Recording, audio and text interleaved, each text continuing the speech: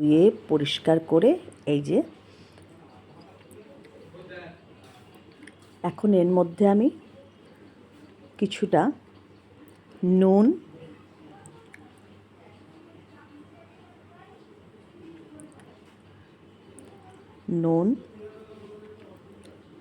আর হলুদ মেশাবো। এবার নুন আর হলুদটা মাছের মধ্যে ভালো করে মেখে নেব।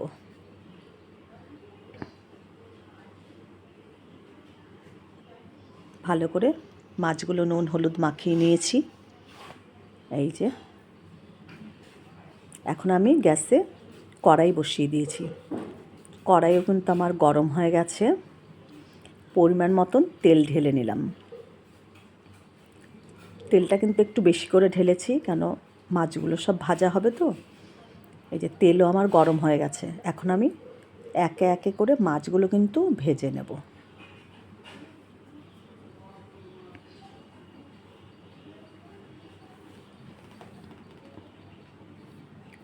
মাছগুলো এক পিঠ ভাজা হয়ে গেছে। এবার আমি এগুলোকে উল্টে নেব। মাছগুলোকে সব উল্টে দিচ্ছি।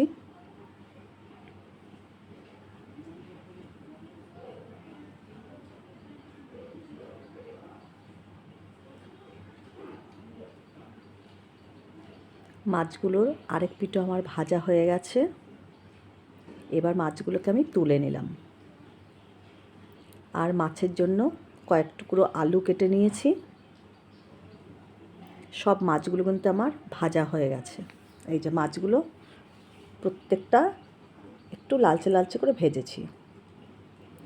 আলুটা এবার মাছগুলো তুলে নেবার পরে ওই কড়াইয়ে আলুগুলো ঢেলে দিলাম। আলুটা এবার ভেজে নেব। এর মধ্যে একটু নুন দিয়ে দিলাম।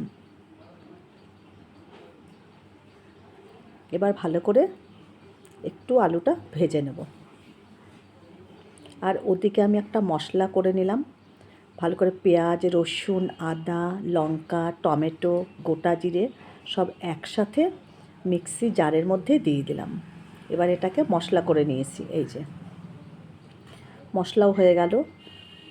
এবার কড়াইয়ের মধ্যে গোটা জিরে আর শুকনো লঙ্কা দিয়ে দিলাম।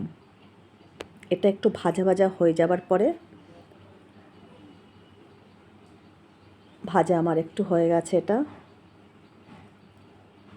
এখন এর মধ্যে আমি মশলাটা ঢেলে দেব।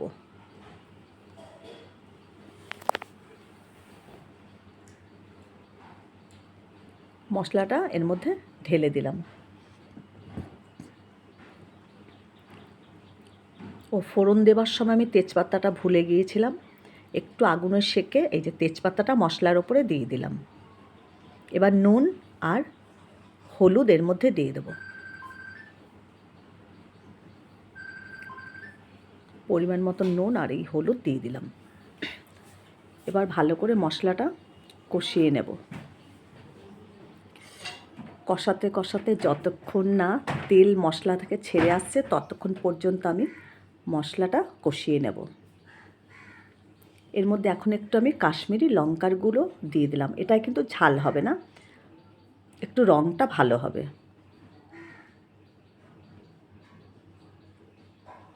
মশলাটা আমার অনেকক্ষণ আরও কষতে হবে। একটু চিনি দিয়ে দিলাম। ভালো করে মশলা যত কষানো হবে তত মাছের ঝোলের টেস্টটা ভালো হবে।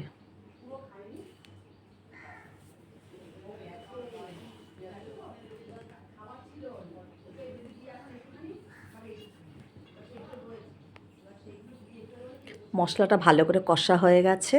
এই যে এবার এর মধ্যে একটু জল দিয়ে আবার নেড়ে আর একটু নাড়িয়ে চাড়িয়ে এর মধ্যে আলু দিয়ে দিলাম। আলুটা আমি আগেই ভালো করে ভেজে নিয়েছি। এবার একটু নেড়ে চেড়ে এর মধ্যে পরিমাণ মতন জল দিয়ে দেবো। মাছের ঝোলে জলটা কিন্তু আমি গরম করতে দিয়েছি। হ্যাঁ, আলুর সঙ্গে ভালো করে মশলাটা নেড়ে চেড়ে নিলাম। এবার এর মধ্যে ওই গরম জল ঢেলে দেবো।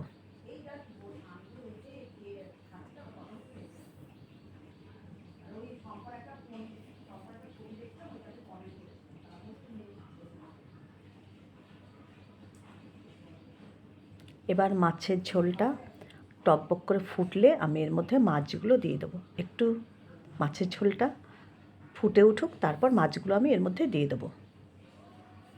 এই যে মাছের ঝোলটা ফুটে উঠেছে, এখন এর মধ্যে মাছগুলো সব দিয়ে দেবো।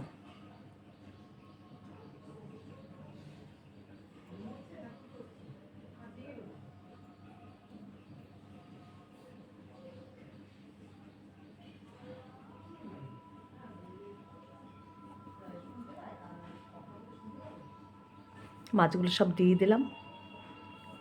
এবার আমি একটা থালা দিয়ে মাছগুলোকে ঢেকে দেব।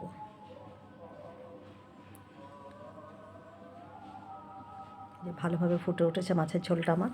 একটা থালা দিয়ে কিছুক্ষণ ঢেকে রাখলেই মাছের ঝোল কিন্তু আমার একদম রেডি হয়ে যাবে। এই যে ঢাকনা তুলে দিয়েছি, মাছের ঝোল কিন্তু আমার একদম রেডি হয়ে গেছে বন্ধু। তোমাদের যদি ভালো লাগে তাহলে লাইক করো, শেয়ার করো, কমেন্ট করো, আর ইউটিউব চ্যানেলটাকে সাবস্ক্রাইব করো। গ্যাসটা আমি এই যে বন্ধ করে দিলাম। রুই মাছের ঝোল আমার একদম রেডি।